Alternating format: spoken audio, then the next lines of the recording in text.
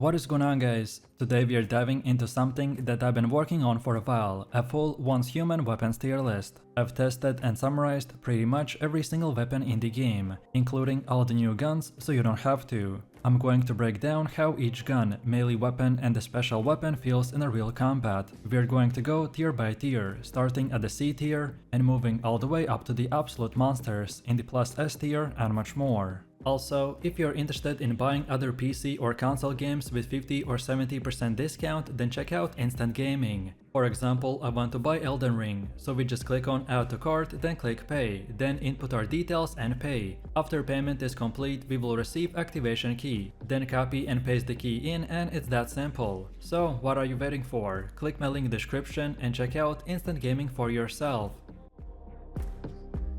So let's kick things off at the bottom of the list, the C tier. Now, just because a weapon lands in the C does not mean it's completely useless. A lot of these still have their place, especially early on or if you like their style. But compared to the rest of the arsenal, they just don't hold up. First up we got the long axe. Honestly, it looks cool. It feels like it should deliver some heavy damage, but in practice it's just too slow. The swing leaves you wide open, and by the time that you connect, faster melee weapons or even mid-range guns will have already outpaced you. It's not terrible against weaker mobs, but once you hit tougher enemies or PvP fights, then it feels clunky. Next is the MG4, the Backfire. This one is frustrating, because it has the damage potential, but the recoil and the handling issues make it tough to use it consistently. Unless you're dumping an entire mag into the enemy at close range, you'll waste too many shots to justify bringing it. We also have the Crowbar. Now, this one is basically just a utility tool. It's fun as a melee option in emergencies, but as an actual weapon, it's outclassed in almost every scenario. You will swing it few times, maybe break open some crates, but you're not picking this over the stronger melee picks. Then there's the Scar, which might surprise some people.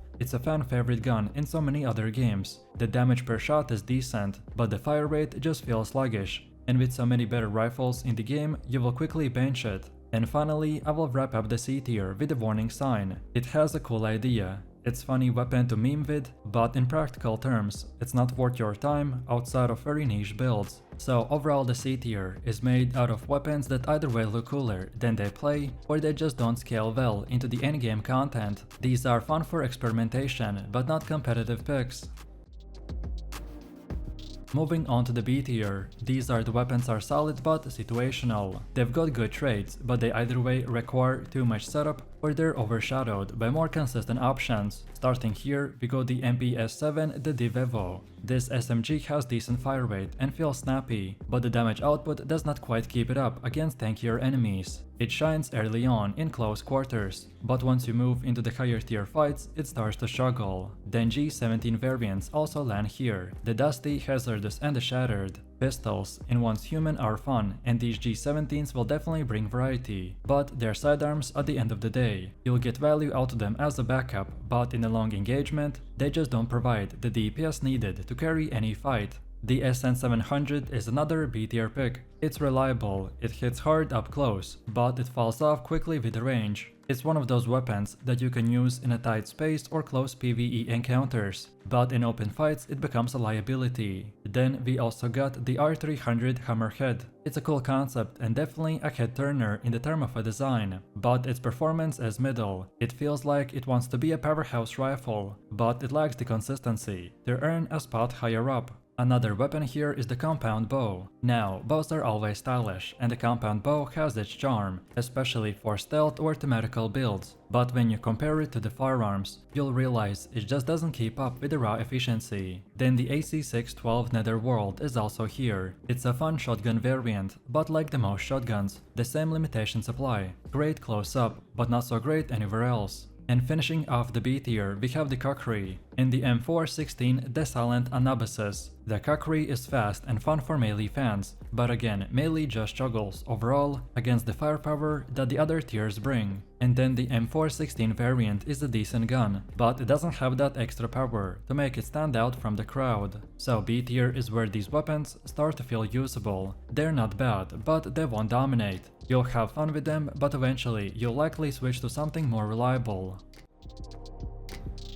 So now we are getting into the good stuff. A-tier weapons are reliable, strong, and you will feel confident bringing them into most fights. They may not break the game wide open, but they're dependable choices. The HMR Brahimi is first up here. This weapon brings solid damage and good handling, making it a versatile rifle that you can trust in a wide variety of situations. It doesn't feel like it has a glaring weakness, and it's one of those picks that rewards steady aim. Then we have the recurve crossbow. Unlike combat bow we saw in the B tier, this one feels more responsive and actually fits into some solid niche builds. It's not at the top tier, but if you like ranged precision with a twist, then this is a surprisingly fun option. Then we got the KVD Boom Boom that deserves spot here too. As the name suggests, it's flashy and packs a punch. It's not the most efficient, but it definitely brings the fun factor, and still gets the job done. Moving on, we have the SN700 the Gulp Lore. It's another solid weapon, and like the others, the range is a limitation factor, but this one compensates with enough punch to make it viable in the right player hands. Then next we have the MPS5s, so the Kumovic and the MPS5 the Little Jaws, which will both fall into the A tier. These SMGs balance fire rate and the handling in a way that makes them fun and effective. They won't outshine the best rifles, but in close range fights they're more than capable. Then KV-SBR Burning Rage also belongs here.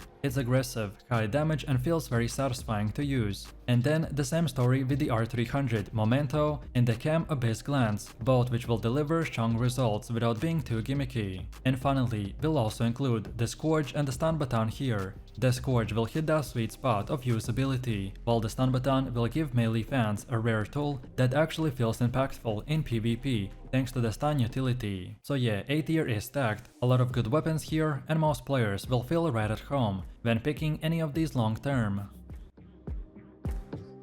Next up we have the S tier, and these are the ones that define the meta. These are the guns that you want to have almost in every single build. First on the list we have the Dual Fury. This weapon absolutely slaps. The damage output is insane, and while it takes a little practice to master, but once you do, you'll tear through the enemies faster than almost anything else. Then Fable Masamune is another standout. Melee weapons usually struggle, but this one is an exception. The combination of style and the sheer power makes it viable, even against ranged enemies, as it's easily one of the coolest weapons in the game.